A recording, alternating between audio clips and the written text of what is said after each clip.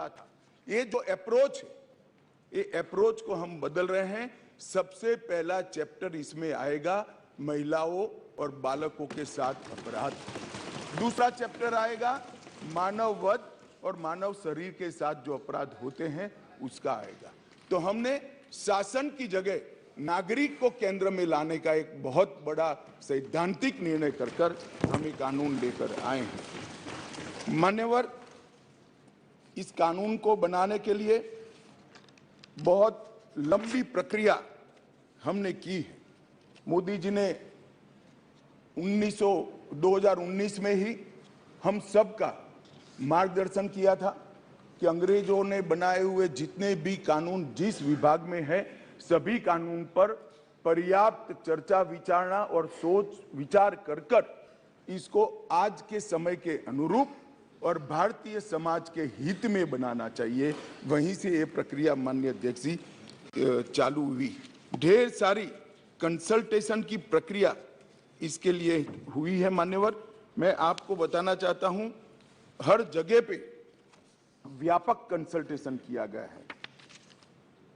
मैंने अगस्त 2019 में ही देश के सारे हाईकोर्ट चीफ जस्टिस को पत्र लिखा था, सर्वोच्च अदालत के सारे न्यायाधीशों को लिखा था, देश की सारी लॉ यूनिवर्सिटी को पत्र लिखा था। 2020 में थोड़ी बेस बनने के बाद सारे सांसदों को लिखा, सारे मुख्यमंत्रियों को लिखा, सारे राज्यपालों को लिखा, संघ शासित प्रदेश के प्रशासकों को लिखा और ढेर सारे कंसल्टेशन के बाद ये प्रक्रिया आज कानून बनने में सफल हुई है। माननीय अध्यक्ष जी, इसका मुझे बहुत बड़ा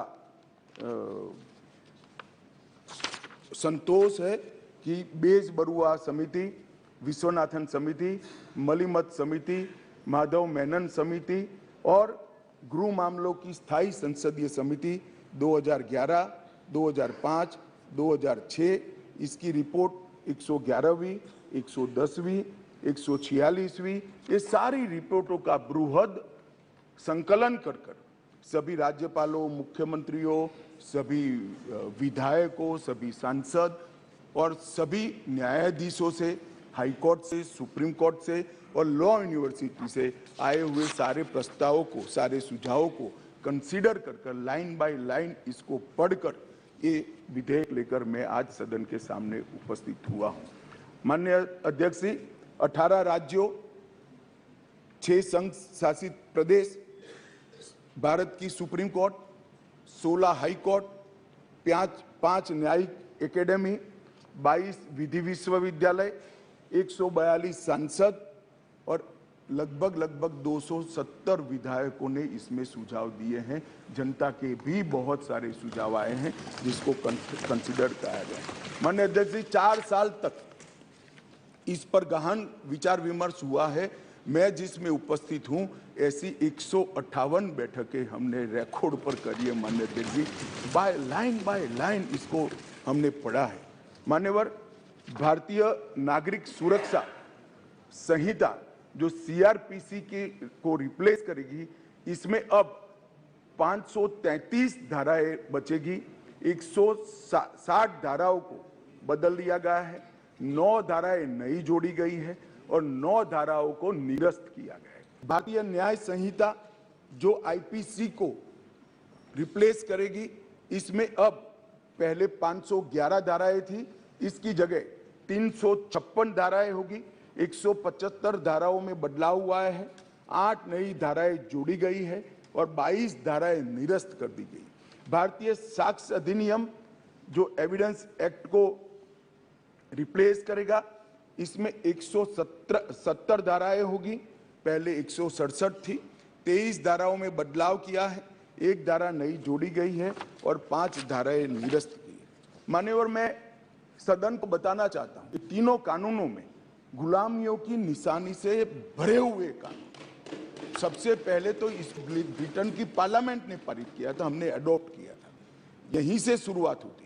परंतु इसके अलावा आज भी जो कानून आज इससे निरस्त होंगे, जब सदन पारित करेगा तब वो कानूनों के अंदर कुछ शब्द थे, मैं जरूर कहना चाहता हूं, जिससे हमें मालूम पड़ेगा कि 75 साल तक हम किस कानूनों के आधार पर क्रिमिनल जस्टिस सिस्टम को चलाए हैं।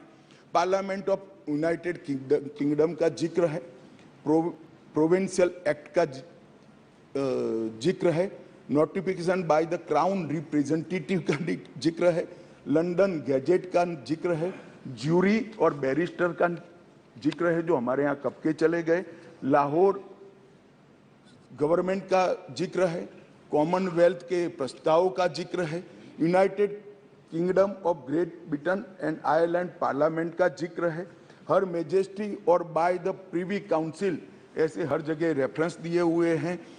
Copies and extracts content in the London gadget, इसके आधार पर एक कानून को बनाया गया है।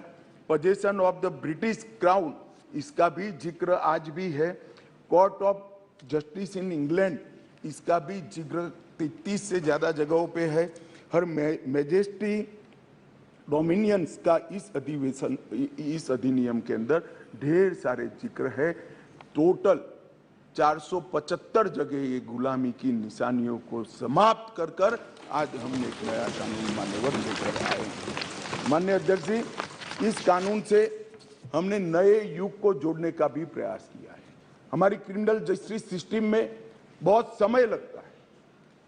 कानून में कोई कानून की अदालत में जाए तो न्याय इतनी देर से मिलता है कि न्याय का कोई मतलब ही नहीं। लोगों की श्रद्धा उठ गई है, कोर्ट में जाने से डर है। मैं गुजरात का कानून मंत्री भी रहा हूं, विधि मंत्री भी रहा हूं। कई लोगों ने मुझे कहा था कि साहब पनिशमेंट की कोई जरूरत ही नहीं। मैंने बोला क्यों? कि कोर्ट में जाना इटसेल्फ पनिशमेंट है।